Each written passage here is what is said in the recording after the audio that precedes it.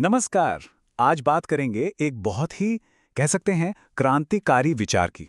एक ऐसा आइडिया जो आध्यात्मिकता को लेकर हमारी जो आम समझ है ना, उसे पूरी तरह से चुनौती देता है। तो चलिए शुरू करते हैं।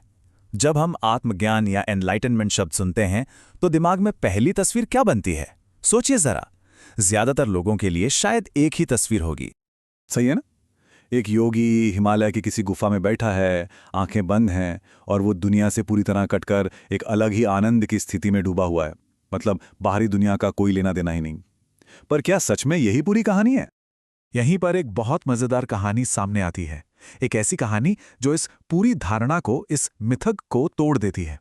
ये कहानी है एक गुरु और उनके सबसे प्यारे शिष्य के बीच की। हाँ, हम बात कर रहे हैं स्वामी विवेकानंद की।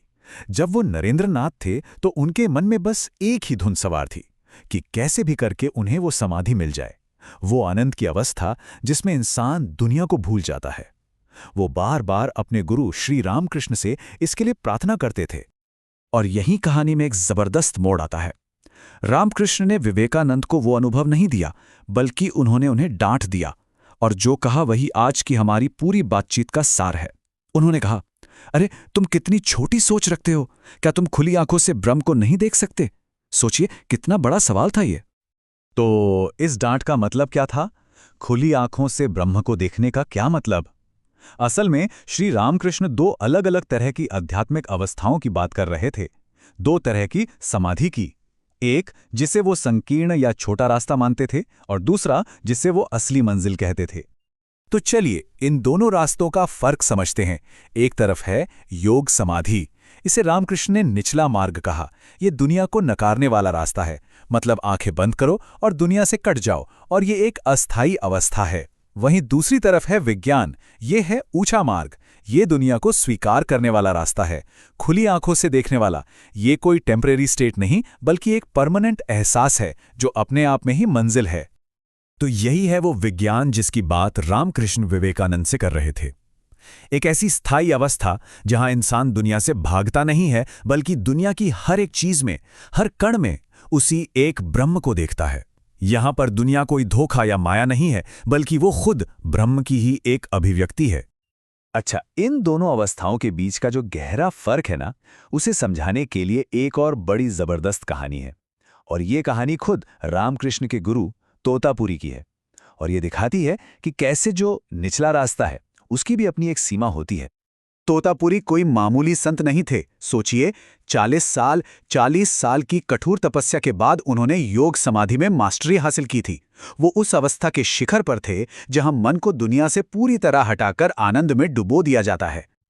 लेकिन फिर कहते हैं ना, असली परीक्षा तो जिंदगी ही लेती है। दक्षिणेश्वर में रहते हुए उन्हें पेचिश की एक बहुत ही भयानक बीमारी हो गई।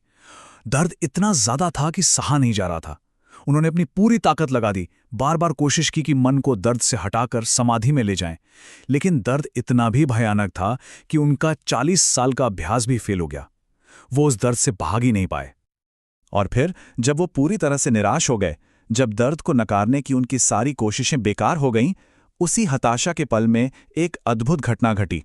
जैसे ही उन्होंने हार मानी, उन्हें एक बिल्कुल नया, एक संपूर्ण दर्शन हुआ।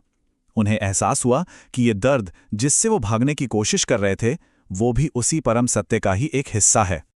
ये हमें क्या सिखाता है? यही कि असली ज्ञान भागने में नहीं, बल्कि सामना करने में है। ये जो विज्ञान चेतना है ना, ये दर्द, दुख और निराशा से बचकर नहीं मिलती, बल्कि उनका डटकर सामना करने से ही जागती है।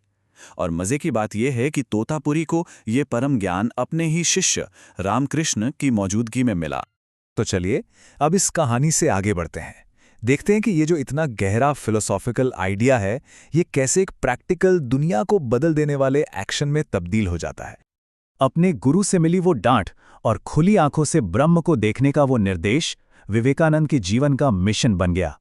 उन्होंने उस आंखें बंद करके मिलने वाली समाधि की खोज छोड़ दी और खुद को एक बहुत बड़े मकसद के लिए समर्पित कर दिया। इसका लॉजिक बहुत ही सीधा और पावरफुल है। अगर ब्रह्म यानी ईश्वर हर चीज में है, तो फिर ये दुनिया कोई भ्रम नहीं है जिससे भागा जाए, बल्कि ये दुनिया तो खुद ही दिव्य है। और अगर ऐसा है, तो फिर हर जीव में ईश्वर है, और किसी भी जीवित प्राणी की सेवा करना ईश्वर की सबसे बड़ी पूजा है। यही वो क्रांतिकारी विचार है, शिव ज्ञाने जीवेर सेवा। तो आखिर में हम कहाँ पहुँचते हैं? ये फिलॉसफी हमसे क्या चाहती है? ये असल में हमारे नजरिए में एक बहुत बड़े बदलाव की मांग करती है, दुनिया को देखने का एक बिल्कुल नया तरीका। सबसे ऊंचा ज्ञान जीवन के उतार चढ़ाव, सुख दुख, अच्छे बुरे, इन विरोधाभासों से भागना नहीं है, बल्कि असली ज्ञान है इन सब के अंदर, इन सब के भीतर, उस एक ही अखंड सच्चाई को देख पाने की काबिलियत। और इस पूरे विचार को श्री रामकृष्ण के इस एक वाक्य से बेहतर कोई नहीं समझा सकता। उन्होंने कहा, मैं देखता हूं कि ये स्वयं ईश्वर ही हैं जो बलि के लिए लकड़ी का कुंदा भी बने हैं, जल्लाद भी बने हैं और वो भी बने हैं जिसकी बलि दी जा रही है। ये है खुली आंखों से ब्रह्म को देखने का असली मतलब। ये समझना कि करने वाला, कर्म और जिस पर कर्म हो रहा है, सब कुछ वही एक है। ये एक ऐसा विचार है जो हमें ये सोचने पर मजबूर कर देता है कि जिसे हम असलियत कहते हैं वो आखिर है क्या।